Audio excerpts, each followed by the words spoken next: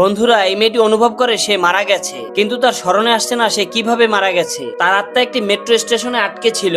Station থেকে বের হতে গেলে সে বাধাপ্রাপ্ত হয়। কোনো একটি অদৃশ্য দেয়াল তাকে আটকে দেয়। বের হওয়ার কোনো রাস্তা না থাকায় সে সারাদিন স্টেশনে ঘোরাঘুরি করতে থাকে এবং রাতে বেঞ্চে ঘুমিয়ে থাকে। এভাবে 1 বছর পার হয়ে যায়। একদিন সে একটি রেস্টুরেন্টে বসা ছিল। তখন তার চোখ পড়ে একটি মেয়ের ওপর। মেয়েটি কোনো একটি বিষয়ে কান্না করছিল। এই মেয়েটি তখন তার চোখের পানি হাতে নেয়। সাথে সাথে তার অনেক কিছু মনে পড়ে যায়। সে কে, কোথা থেকে এসেছে এবং তার পরিচয় কি তাও সে জানতে পারে। সে দৌড়ে সেখান থেকে বেরিয়ে যায়। রাস্তায় গিয়ে সে নিজের সাথে কথা বলতে থাকে। তার মনে পড়ে তার নাম লিসা।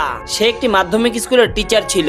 হঠাৎ তিনি স্টেশনে 3জন লোককে দেখতে পায় এবং তাদের চেনা চেনা লাগে। সে তাদের চিনতে পেরে যায়। তার বাবা মা এবং তার বয়ফ্রেন্ড এসেছে।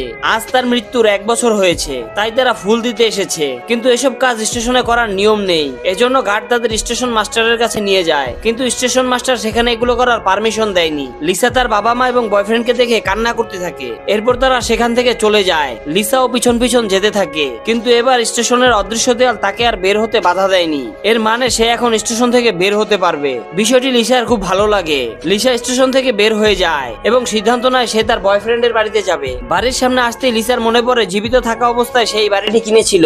এরপর থেকে মেয়েটি এখানেই থাকতে থাকে।